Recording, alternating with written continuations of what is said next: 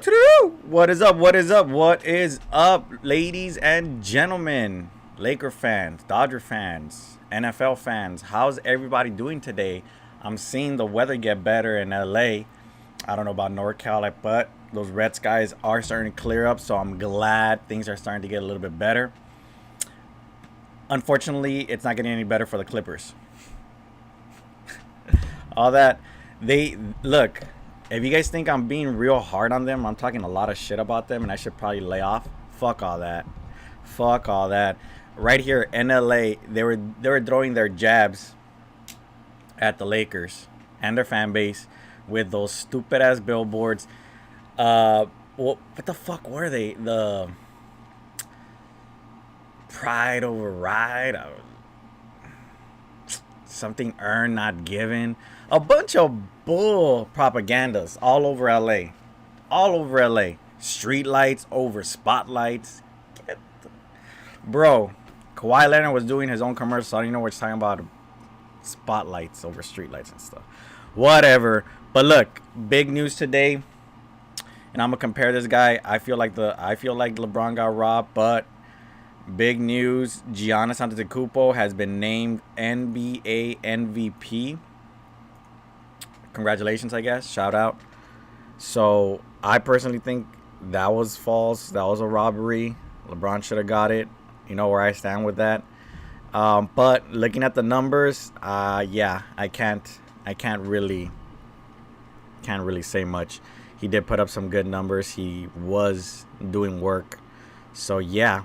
It turns out that Giannis Antetokounmpo was a little bit of a better player than LeBron James this year, both offensively and defensively. You already saw what he got. This is probably one of the first times I've ever seen a player get both the MVP and the Defensive Player of the Year in the same year, and then get choked out in the bubble, not show up when they need him the most. I understand he got injured. I understand it happened. I get it. I'm not going to give him too much grief. However, based on this factor only, and I want you guys to look into it and really think about it. If Giannis Antetokounmpo was teamed up with this Lakers team and LeBron was with the Bucks, who do you think would have a better record? That's the question that I'm posing out to you guys. I'm not going to, break down the numbers. I'm not going to do all that because obviously the Giannis numbers are a lot better. Then again, the East is trash. That's where he dominated. But think about it for a minute. LeBron James, Rajon Rondo, Kyle Kuzma, Anthony Davis, Dwight Howard, JaVale McGee, KCP, Danny Green. Flip LeBron for Giannis. They probably don't trade for Anthony Davis. That's a lot of power forwards. They probably don't pick up Dwight Howard or JaVale McGee because the paint's going to be clogged up. I don't know. It's a different looking Lakers team. As for the Bucks, they got shooters and they got playmakers. Not a good point guard. They don't have a pass-first point guard. However, you add LeBron to that mentality, that's a 60-plus win team. Easy. 65, 67 win team. Easy. That's my argument. That's my only valid argument. You see how well the performances is during the playoffs, the differences in the bubble? Those are my arguments. Congratulations, Giannis. I'm not gonna be too salty. I'm not gonna be pissed. But everybody out there, don't let the fact that Giannis got the MVP distract you from the fact that the Clippers gave up a 3-1 lead. Don't let them distract you from that. So let's keep talking crap about them because those billboards, they're still not down. So until they come down. So y'all team wasn't enough. So y'all got Reggie Jackson and Morris too, huh? Morris, Joakim. No, I'm talking about. Yeah, I'm talking about. Hey, we had to reload. They got Noah? You got Noah? Yeah, we got Joakim. They got all these players out here. Look at this. My God. Look at this confidence. We got Joakim too. We was stacked. We ready. That's why we ready. Like, we waiting. We like, ooh, I hope this shit come back. Ooh. I'm sure you're ready. I bet. I hope this year. Yeah, I'm only getting healthier over here. Yeah, I'm sure Paul George was getting healthy and ready for the postseason.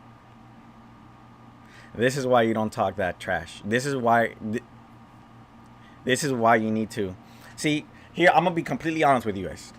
I'm not hating on the Clippers for the fact that Paul George was a liar, a simp, and a BS contributor, overhyped. I'm not mad the fact that Kawhi dragged on his free agency to the point where the Lakers had to scramble around and get some players so they could build around Anthony Davis and LeBron James to make this run into the postseason and this championship title run. I'm not mad at the fact that Steve Ballmer's trying to buy fans, trying to pay fans, trying to build in Inglewood where the Forum is. I'm not entirely mad about that. I am going to bring it up in a sense that I am agitated about it, but I'm not mad to the point where it's going to take me out of my rhythm, out of my flow. What I am going to be mad about is the fact that Patrick Beverley, Trez, Lou Williams, all of them were talking so much trash, just demoralizing everybody, acting like they were the best team. And we all thought of it. So they're frauds about that. They're just straight up frauds. And I'm also mad at the fact that Paul George was still lying about his connections to the Lakers. Bro, you were engaged to Doc Rivers' daughter, and you cheat on her with a hoe. And you want to lie about the Lakers, you want to lie about all these other things, but don't, like, when things come up, you want to act sus. Come on, bro.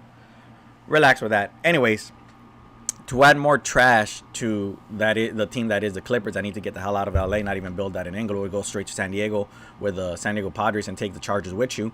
I think we should start talking about Doc Rivers and the overrated, overhyped trash that he is. I mean, let's look at this. Doc Rivers in the 2003 first round blows a 3-1 lead to the Pistons. 2009 blows a 3-2 lead to the Magic. 2010 blows a 3-2 lead to the Lakers. 2012, the East Finals, blows a 3-2 lead to the Heat. 2015 round 2 blows a 3-1 lead to the Rockets. 2020 round 2 blows a 3-1 lead to the Nuggets. He has one championship and he's milking the hell out of it like Kendrick Perkins, Rajon Rondo, Ray Allen. Well, not even Ray Allen. Ray Allen got over that because he got his after in Miami. But you got Kendrick Perkins, you got Kevin Garnett, you got Paul Pierce, all having their dinners every year celebrating that 2008 title. Congratulations, that's cool and all, but Lakers didn't have Bynum. Besides the fact, Doc Rivers is living off that hype, and based on this, he's not one to be coaching a team that is the Clippers with Paul George and Kawhi Leonard headlining the team, who is supposed to be the greatest duo since Shaq and Kobe. The greatest duo ever, surpassing Kareem, surpassing Magic, surpassing Boston and racism. All that. Magic, and MJ and Pippen. Y'all saw the comparisons that I made last week. Y'all saw it's not even me making this stuff up. I posted all these out there. All these big name media people getting paid big money were the ones comparing them. And if you don't believe me, here's one. This one really gets under my skin. Yes, Kawhi is better than Kobe was. I think that's ridiculous. It's hard to get into why because I'm trying to explain. Let's listen to that one more time so it can get you just as riled up as it does me. Yes, Kawhi is better than Kobe was. Is Kawhi a better pressure player than Kobe? I think that's ridiculous. Mm-hmm. It's hard to get into why because I'm trying to explain. I'm trying to. Yeah. I'm trying to be. Mm-hmm. That's why. That's why they're getting so much heat now. They're not going to walk away from this. It's not going to be a week from now. They're going to be okay with all is forgotten. No. I'm going to drag this like I've been dragging the Houston Astros. Frauds, overhyped, overrated, trash.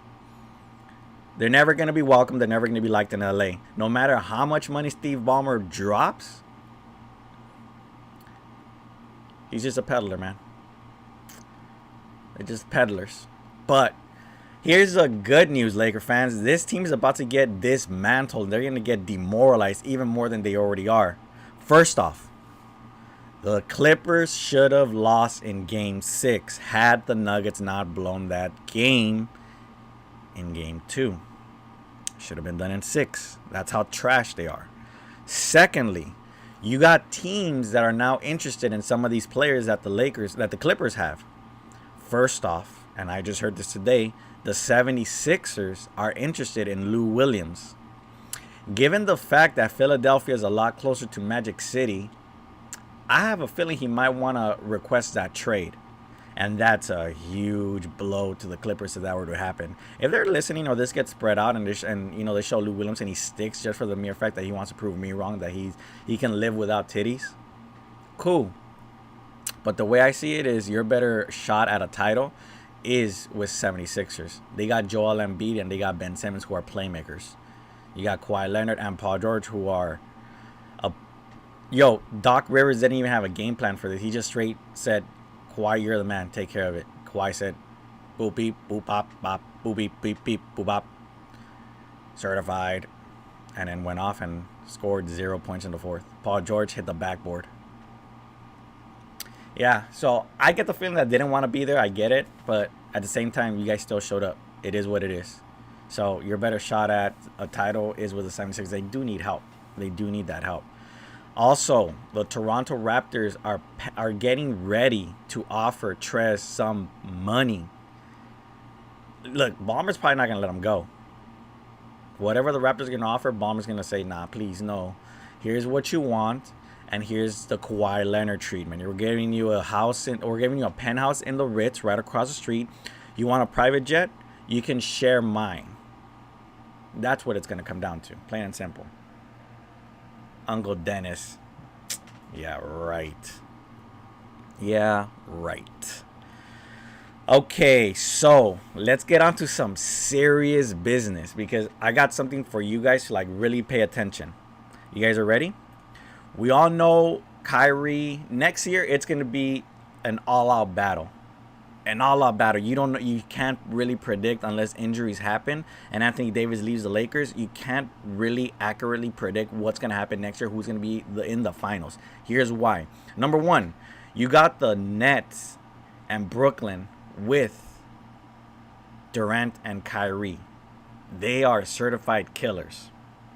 They both can close out games and they could both score 30 points. Easy. Just alone with them, 30 points. And the Nets, without them, they were the A seed. So, it's the East, but still, they still had the 8th seed. They made some noise. Yeah. So, adding Kevin Durant and Kyrie is dangerous. But the one that you really have to worry about, and for us Laker fans, this team right here, Steph and Klay. Steph and Klay coming back. But the biggest thing about this is the mere fact that they have a player that we had like Lamar Odom, like they did with Andre Iguodala. A 6th Man of the Year candidate. Andrew Wiggins, man.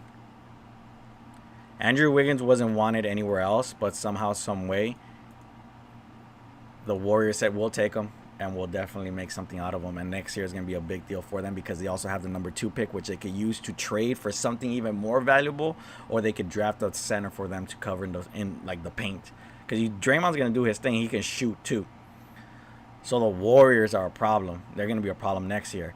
But the biggest one moving forward after that, this guy right here, Sam Presti. Sam Presti has done a magnificent job for Oklahoma City Thunder. Not only did they make it into the playoffs with a wash, supposedly over-the-top hill Chris Paul and pieces and players that nobody else wanted, Gallinari, but acquired a gang of picks. Here's the list of picks that the Oklahoma City Thunder have. In 2020, they have their first round pick, and they have Denver's first. In 2021, they have Oklahoma's their own, and then Miami's first. In 2022, they have their own first, and the Clippers first. These are all first round picks. I mean, the Clippers could be anywhere from 6 to 18, anywhere around there or above. But these are all first picks. These are first picks in the round. 2024, you got the Thunder, Clippers, Houston, first pick. 2025, you got their first. 2026 is their first, the Clippers and Houston. Sam Presti has gathered 1, 2, 3, 4, 5, 6, 7, 8, 9, 10, 11, 12, 13, 14, 15. 15 first round picks for the next 6 years. 5 years, actually. Sam Presti's going to build a dynasty. You saw, okay, I'm not too sure if it was him that had any say in drafting James Harden, who worked out well. Unfortunately, they ended up trading him. Kevin Durant, who also didn't work out, but damn, we could all see now that it was Westbrook and Westbrook. So this team has been built magnificently. They had Serge Ibaka at one point. Steven Adams is still good, still relevant there. So this team is building not only for the present, and they still could trade Chris Paul. I don't know anybody's going to take that $40 million contract at his age, but they still have a potential in trading, maybe eat up some of his contract and get something in return for Chris Paul and add on to this. Steven Adams is valuable. Gallinari is valuable. Oh, he's going to go to free agency. But Sam Presti is building. He's hoarding and building something. And within the next 8 years, this team's going to look super different and dangerous. Excuse me. I salivated all over that. My bad.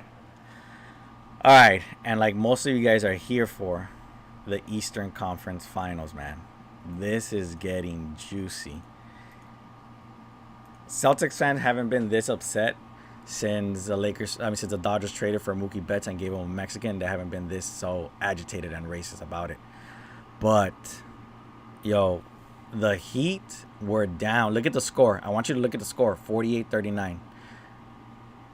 52-41. The Celtics were dominating the first half. 58-41. And then out of nowhere, they started losing control little by little. The Celtics started chipping away. They started chipping away, man. 10 points. Turns into 7 with a foul. Turns into game ahead for the Heat. See, the Boston Celtics, they're relying a lot on that three-point shot. And the Heat just baited them into a 2-3 set. Right here, Jimmy Butler, great pick. Great pick off the hero. Great view. Slam. So they have speed with that 2-3. It works because they got speed with the 2-3. Jay Crowder and Jimmy Butler up at the top. And then you got Tyler Hero at the bottom with Bam Adebayo, probably the best center in the East right now. So they have some speed that could make that 2-3 set work. Boston Celtics, I didn't see much of adjustment from them. Obviously they lost, and it's getting a little hectic for them because they were just out of rhythm. They were trying too hard for that three. They're trying. And I don't know. I'm telling you guys. Jimmy Butler is on a mission. Not only is he upset with everything that went on last year, not only all the BS that happened with the 76ers and the Timberwolves, the softness that is the Timberwolves, but he's driven with a team that is listening and hungry just as him. And you could see everybody is down with Jimmy Butler and his mentality. And that's a dangerous chemistry. That's a dangerous set, man. You just definitely can't have that at all. And the way this team is working, the Miami Heat, if they sweep the Boston Celtics, Laker fans, you need to start, like, worrying about them. We need to start, like, really start, like, oh, snap, cuz this team is too legit. Nah. So, am I worried about them? Not entirely, because we did get those 2 wins off of them. It could have been, sketchy. You could say a foul. You could say it wasn't. Whatever the case may be, they're still dubs. And it was with an injured LeBron and an injured Anthony Davis. So there is that factor. LeBron James is still, he's still gonna play, but he's still dealing with that groin injury. And Rajon Rondo still has that back tightness. So things are questionable for the Lakers. So it is interesting to see what's going to happen with the Miami Heat and the Celtics, because the Celtics, as it is right now, they don't look so good. They have little bursts of energy right off the bat, right in the first half, and then they start slacking off in the second, and then they get outmatched by Jimmy Butler and that 2-3 set. And if they figure that 2-3 set out, the Heat could just adjust. Eric Spoelstra could easily set plays. He's a underrated coach, man. I get he won his title because of LeBron, D Wade, and Chris Bosh, but at the same time, look at what he's doing. He hasn't been irrelevant to the point where the Heat can't be out of the East. The East has always been weak, but he still remains. Still remains there. So yeah, Laker fans, keep your eyes on the Heat, because I said Heat in 6, but it's looking right now Heat in 5. If the Heat sweep, we're going to have a problem. We Laker fans are definitely going to have a problem in our hands, and that's not a problem that we want to have. Let's talk about the Lakers now. So the Lakers are obviously in it, and man, I can't even speak so much highly about them. They've been outperforming and over-delivering my expectations, and I'm glad that it's happening. See, here's the thing, and I saw this today. Let's see, where are we at? So this is a crazy stat. The last time the Lakers were in the playoffs was 2010. You guys know who the Lakers face in the Western Conference Final? I'll give you a hint. It's a team that they're playing right now. You guys know who they played in the second round, both in 2010? The Houston Rockets. In the semifinals, I mean. In the second round. You guys know who they faced in the second round in 2010? Here's the thing. They're playing in Orlando. Kobe won in 2009 in Orlando. There's a lot of connections to Kobe being here, man. There's a lot of connections. I don't want to be that guy, but I am that guy. I want to believe that there's something spiritual about this team, something guiding them. Great thing that I saw from Mike Trudell, the Lakers sideline reporter. It's a small sample size, he said, between LeBron James and Anthony Davis with Jokic and Jamal Murray. Offensively, the Lakers have been 117, 116, and their ratings have been LeBron James' rating have been 117, Anthony Davis has been 116, Jokic has been 116, and Jamal Murray's been 115. The difference here is the defense. So on the defensive side, LeBron and AD combined have kept teams to a 102 defensive rating. Anthony Davis 101, LeBron is a 102, and then Jokic, terrible defensively, is 117. He's giving up 117 points while he's on the floor with Jamal Murray 113. So defensively is where the difference is. I don't know. I'm not going to say with confidence that the Lakers are going to beat them and just lock down Jamal Murray. And I can't say with confidence they're going to lock down and prevent Jokic from doing his thing as a big man. Pass first mentality. I can't say that with confidence. Definitely not. Great as these two combos for the Lakers are defensively, I can't with confidence say so, because their three matchups, Jokic had one of his better games. Offensively, he's had top 3 performances offensively versus the Lakers. So I'm not even going to say Lakers in 5, Lakers in 6 confidently. 6 maybe. But 7 is more reasonable. You saw how they dismantled the Utah Jazz. You saw how they just demoralized and came back versus the Clippers, who were the greatest team of all time. So I can't say with confidence Lakers anything less than 6. And today, again, they can't do this with like they did with the Rockets. They just can't give up the game 1 loss. They just can't. The Nuggets smell blood and they go for it. They go for the jugular and they just eat it up. Lakers can't sleep on this. Lakers can't sleep on this. It's not easy. All those other reporters, all those other media personalities have said now the Lakers have it easy. It's disrespectful, 1, for the Nuggets, and 2, you're downplaying the whole playoff system. No. It's not going to be easy. It's not going to be easy. Trust me, guys. Trust me. I was right about Damian Lillard still getting his 30. I was right about Westbrook and James Harden getting theirs. Unfortunately, they choked, just like Paul George and Kawhi Leonard. They choked. So you cannot, absolutely 0% chance of giving the Nuggets an opportunity to win. Game 1 has to be won. Game 1 has to be won. You want to lose game 2? Cool. But then you got to start winning. There's no way you can lose 2 to the Nuggets. You give them 2, they're going to get it. You give the Nuggets 2, if the Lakers go down 0-2, that's going to be a bigger ditch to get out of. So this Lakers team got their hands full. Had it been the Clippers, we already know what they can do. We already know their 1-2 is Paul George and Kawhi Leonard. Paul George has been pandemic, so you don't really got to worry about that. You got to worry about Kawhi Leonard, who's been automatic from the mid-range. But here you got Jamal Murray, who can shoot 5 feet beyond the arc. You got Jokic, who can see everybody and has eyes in the back of his head. So you cannot let off on this. You cannot let off. So with that, I'm going to come back. We're going to talk about some baseball. Because, I'm going to leave you with this. Because this always pisses me off. This still Yes, Kawhi is better than Kobe was. I think that's ridiculous. It's hard to get into why because I'm trying to explain. I'm trying to be. Yes, Kawhi is better than Kobe was.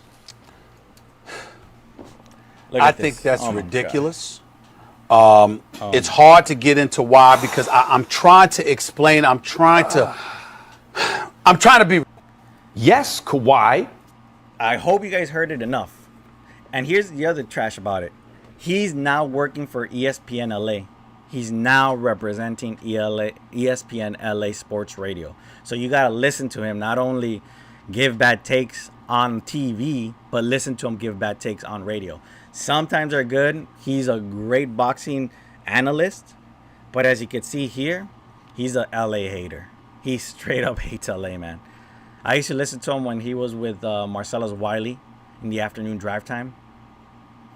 They would go at it. It was a good show. It was entertaining. But yeah, you could tell he hated LA. Marcellus Wiley. Oh, actually, hey, I'm going to go shout out Marcellus Wiley because he was talking a lot of trash. He was one of the biggest trash talkers. So I'm going to go hit him up. If you guys get the chance, go hit him up as well. Because he kind of deserves some love. If you guys know what I mean. Some of that love. Anyways, let's get on with MLB and the postseason. It's about to start, man. We got less than 2 weeks away. It's going to start off. Tuesday, September 29th, the American League Wild Card Series, which is wild that they're calling the first round a Wild Card Series, where the 1 seed plays the 8 seed. And then Wednesday, the following day on the 30th, the National League starts. I hope you guys are ready. I hope you guys are ready, especially my Dodger fans. Hope you guys are ready for finally being the year. Mookie Betts, man. Biggest acquisition of the Dodgers. Oh, my God. So here's the thing. I want to see how you guys feel about the whole situation where now we're getting 16 teams into the playoffs. It kind of sucks, doesn't it? Given the fact that now no team has to really have a winning record in order to get that 8 seed. Like, you don't really have to try anymore. So a team that's really trying to get into the postseason and only has 1, maybe 2 opportunities to get in there now becomes 3 or 4. Because in reality, as it is right now, and let's break this down as a matter of fact, as it stands right now, 4, 5, 6, 7, 8.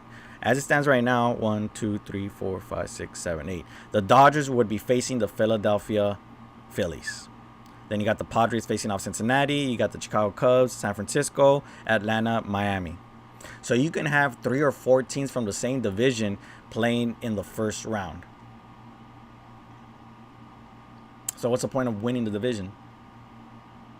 Bragging rights? We've won, now it's going to be 8 in a row, 8 consecutive Western Division titles, and we're not hanging those banners. Like, we don't celebrate on parade and talk about, oh, we got 8 consecutive National League West titles. We don't do that. So what's the point of winning the division so you can have home field advantage? I don't know about all that. I don't know about all that. In the American League, you got the White Sox. They're going to face off. If the playoffs started right now, 1, 2, 3, 4, 5, 6, 7, 8, they'd actually face off against the Astros. The Chicago White Sox would face off against the Astros. The Tampa Bay Rays would face off Toronto, the Blue Jays, and Buffalo. The Oakland Athletics would face off against Cleveland. That is the matchup right there. Then Minnesota would face off against the Yankees. So, again, what is the point of winning your division if you're only going to face, not have home field advantage for the most part? And reality, a team that's rebuilding could just knock out the number 1 seed. It's cool and all, but at the same time, why go 162? You're just burning out the team that's really trying harder to get in there and get the best record and try to get home field advantage. Why not just lower it down to, I don't know, 120, 100?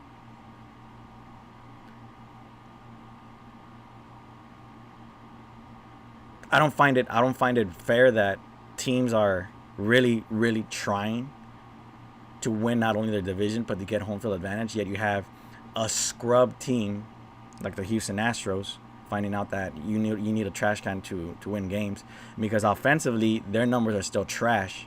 No pun intended. Actually, pun intended. They're still trash. Altuve is not being able to hit. Correa is up and down. Gurriel is still a racist piece of trash.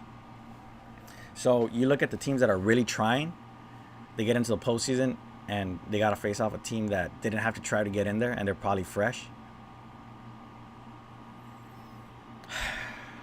Manfred, you're an idiot. You're a dumb little douchebag idiot. Oh my God, and we're stuck with him for a minute too. Let's move on to the Dodgers, shall we? So we'll start off with the bad news. And man, I had so many high expectations for this guy. It hurts and it sucks, man. It really, really sucks that this happened. I did not want it to happen at all. Man. Caleb Ferguson, man, he's going to go down. UCL injury. He's going to get Tommy John surgery next week, I think Tuesday. He was doing work, and I had so many high expectations. He was over delivering from what I expected. So I was not hurt, but I was like, damn, that sucks, man. It really, really does suck. He was doing so well for the Dodgers coming out of the pen. With runners in scoring position, Caleb Ferguson was holding the opponent to a 188 batting average. He was clutch, man. He was clutch. He has a 2.89 ERA in 21 games, 152 ERA plus, outstanding, a 1.018 whip. It's clutch numbers, man. Caleb Ferguson, man. And I can't certify the fact that Dave Roberts was burning the pen up. You know, he had Caleb Ferguson like a workhorse rather than the starting pitcher. I'm not going to fully say that I fully blame Dave Roberts, but it is what it is. It is what it is. However, I love this man right here. No homo. And it just ripped the glove right off. Swing and a miss and a strikeout. A Hundy. Tell me you wouldn't run through a brick wall after he did that. Tell me you don't feel confident in Dustin May in the postseason. I want you to lie to me and tell me that you don't want Dustin May being in the roster. I want you to lie to me. Let's listen to that again. Tell me you're not ready to run through a brick wall for this guy. And it just ripped the glove right off. Swing and a miss and a strikeout. A Hundy. Hell yeah, that's character. That's a person that wants to win. Even though he didn't have a great outing, that guy wants to win. He's a certified killer. His numbers aren't there yet, but once he gets that, oh my God, get him with Sandy Koufax. Sit him with Kershaw. Sit him with all these big. Talk to Nolan Ryan. Go talk to him. Ask him how to get better command. Ask him how to do a routine, a workout, something to get you better with that location and pitch selection. 100 miles per hour. Oh my God.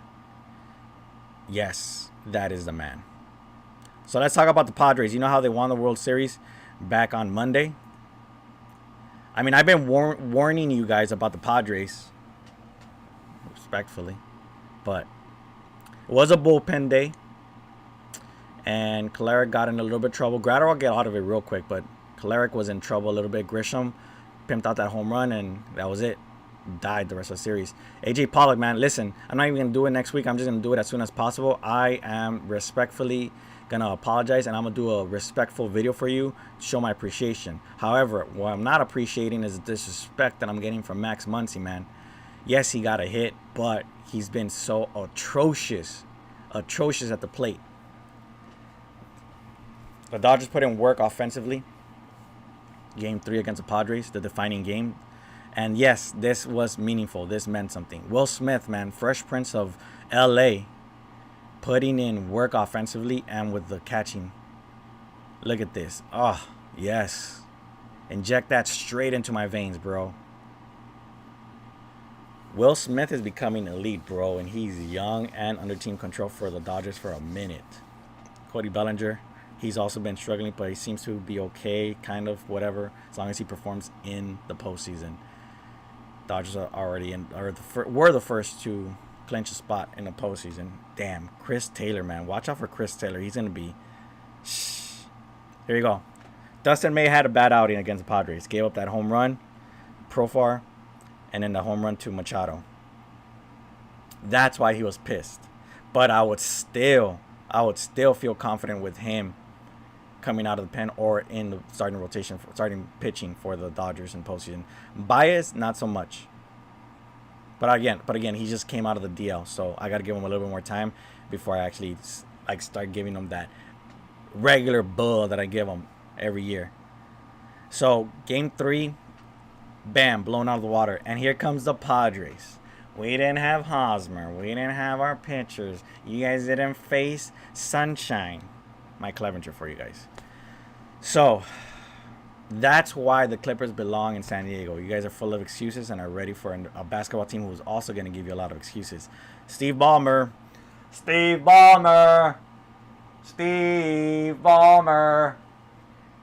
Get them to San Diego. You guys, trust me. If you guys take the Clippers and the Chargers back, you guys will build a fan base down there. The Dodgers are still going to fill up your Petco Park. Rams or whatever home away team for the Chargers is still going to fill up your stadium. But look, build them a new stadium. That, from all the things that I've heard, Qualcomm Stadium was straight up garbage. It was outdated. Seats were decapitated, like just dying, dog. The bathrooms, what I heard was some toilets in Skid Row, downtown LA. Dirty, disgusting. Maintenance was trash. So build a new stadium. Welcome the Padres and the Clippers into your home. And the Chargers, welcome back. And you guys will have something. You guys will become a sports city. But as of right now, all I hear is excuses. It is what it is. You guys faced a bullpen. There was no real thing. You guys lost. Just take the L and, we'll face you guys in the postseason if you guys do make it into the next round. If we face off in the postseason, great. You guys are worthy of the admiration. As of right now, I am no longer going to be worried about you guys. I was just worried about this series and going into this series because the Dodgers were a little bit slumpy and some little chaotic errors that happened. That 1 week, there was a 3-game series against the Arizona Diamondbacks where they had 7 errors. A lot of them came from just Gavin Lux. So the fact still remains that the Dodgers still own the West until proven otherwise. So as of right now, Dodgers take the series. Dodgers run the West. And if we make it into the postseason together when we meet, great. Until then, worry about yourself. I'm going to start worrying about the Dodgers from now on. Congratulations, Padres, on winning the World Series on Monday. But you guys lost the 2 consecutive World Series right back-to-back. It is what it is. Let's talk about Game 2, which was yesterday. Julio Urias with the Dodgers versus the Rockies. This is a crazy stat. Crazy. He's probably going to have a 10 ERA in the first inning alone. From the second on, he has some outstanding numbers. That is wild, and I don't even know how to prevent the numbers from being that bad. He did settle down. I am in shock. I'm talking to you guys in seriousness, in shock that it's so accurate that it's true. Julio Urias, man, but I'm still confident in him. Corey Seager, bro. I don't know why, but you can't really put him in the MVP category, unfortunately. I don't know why, it's just a feel that I got. But he is putting up MVP numbers, and oh my God. It's got to be Mookie Betts, the MVP. It's got to be Mookie Betts. I'm driving and Kike right here in that in that single. And then I didn't even mention Mookie Betts had 3 stolen bases in that Game 3 versus the Padres. There you go, Corey Seager again, driving in Rios. So, yo, this Dodgers team offensively showed up yesterday. Yeah, it took a little bit of errors. Yeah, it happens. But look at the Fresh Prince of L.A. Oh, man. Beautiful. Beautiful. We got Will Smith for several more years. That's crazy. Great take, Chris Taylor. Get who first, no? Which is just standing there. Look at this big, thick energy over here. That should have been a pimped out home run for the San Diego Padres versus the Padres. Great job training. So, the pen showed up pretty decently against the Padres. Except for Baez and May had a hiccup. Julio Urias, a little alarming that you got those numbers against your first 3-4 batters in the first inning. It's crazy that is so accurate. I am in shock. I am absolutely floored that it happened.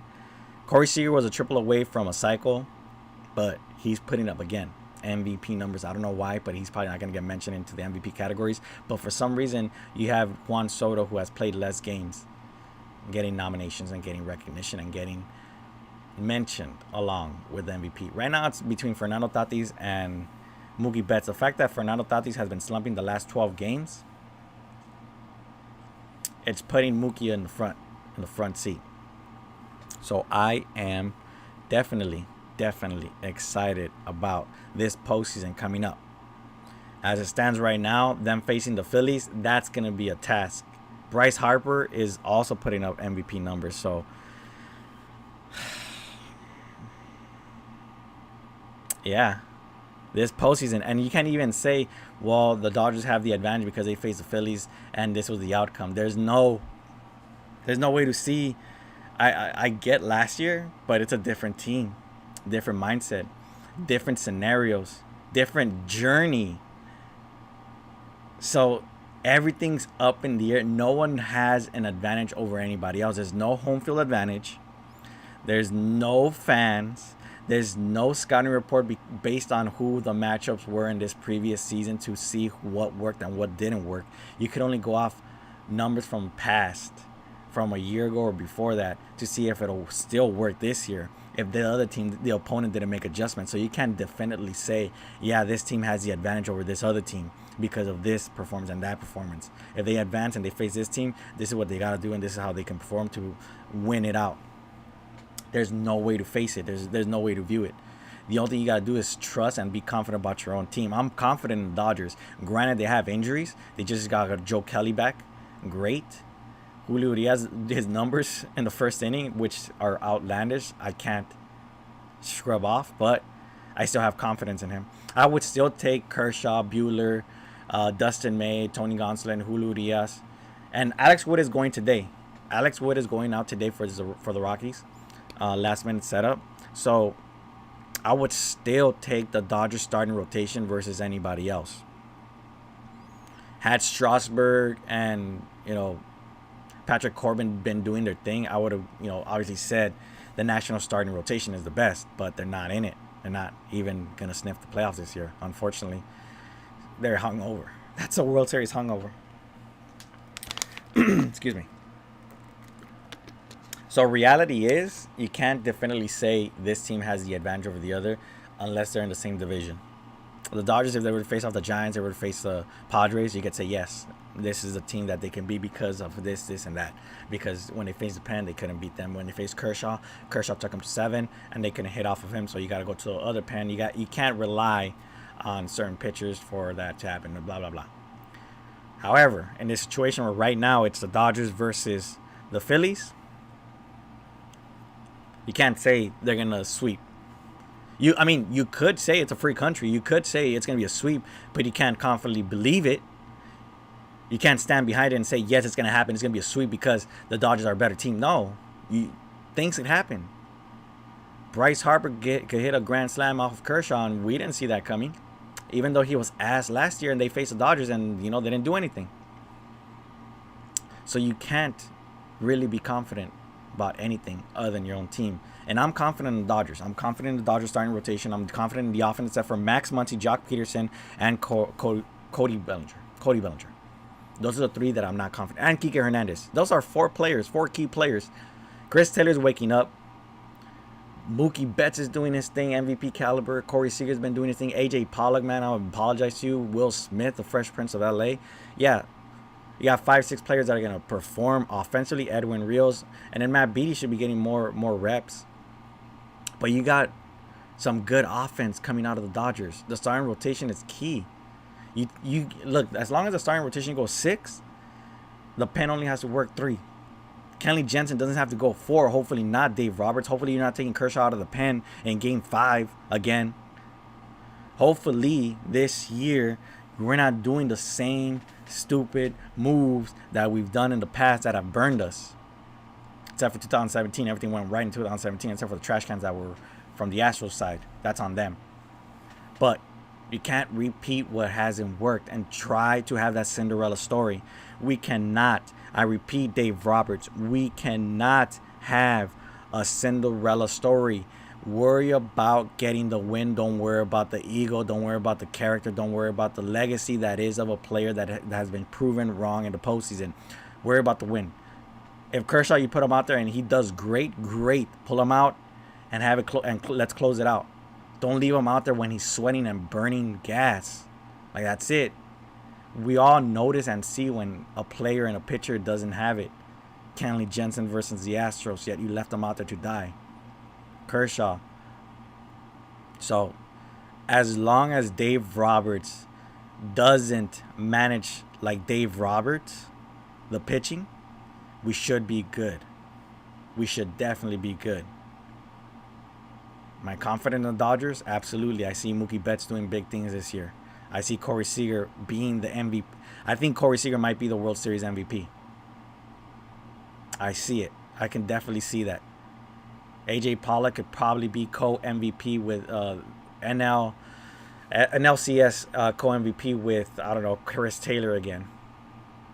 Shoot, Max Muncy and Cody Bellinger could just prove me wrong and say, hey, you're riding us during the regular season, but we showed up in the postseason. What now? Then I'll make an apology video for you guys. But for now, you guys aren't proving anything. Max Muncy and Cody Bellinger? Nah. Jock Peterson could be a co-MVP with AJ Pollock. You never know. Jock Peterson is one to suck during the regular season, but perform extremely well in the postseason. So at this point in time, I am excited. I am looking forward to the postseason. On the 29th of September, it's coming up, less than 2 weeks away.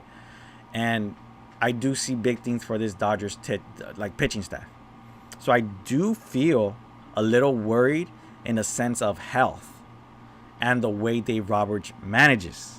Those are my only 2 concerns. As long as Mookie, Corey, AJ, Will Smith, Edwin Rios, and Chris Taylor perform offensively, Max Muncy can hide in the offense because Cody Bellinger is going to give you one or two hits every other game. And Max Muncy could hide in between there. With a DH, Justin Turner,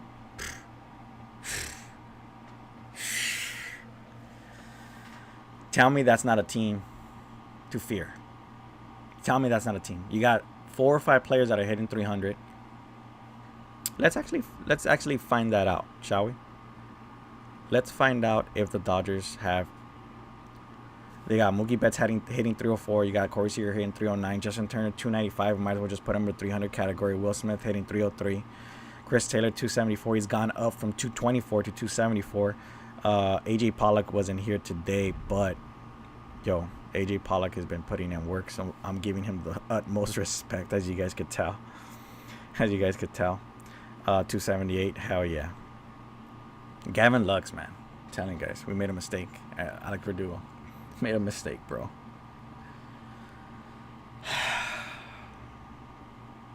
With that, I hope you guys are ready. I hope you guys are excited just like I am.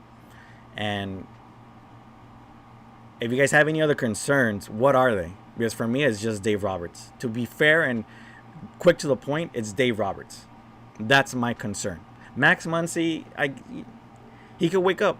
At any given point in time, he could just wake up against the Phillies and do his thing. Postseason, he could be hitting 400 or 500. You just never know. So I'm not too worried about it. And he can hide in this offense. So whatever. It's Dave Roberts. My fear is Dave Roberts. If you guys got another fear, let me know.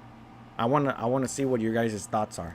Are you guys fully confident in the Dodgers this year? If this is a year for you, if this is the year, this is the year. Not last year, not the year before that. And a year before that we got robbed, so you can't even say that it was our year. But is this the year? We're going on 8 years already. Dodgers in the postseason, they were the first team to qualify for it. I'm ready.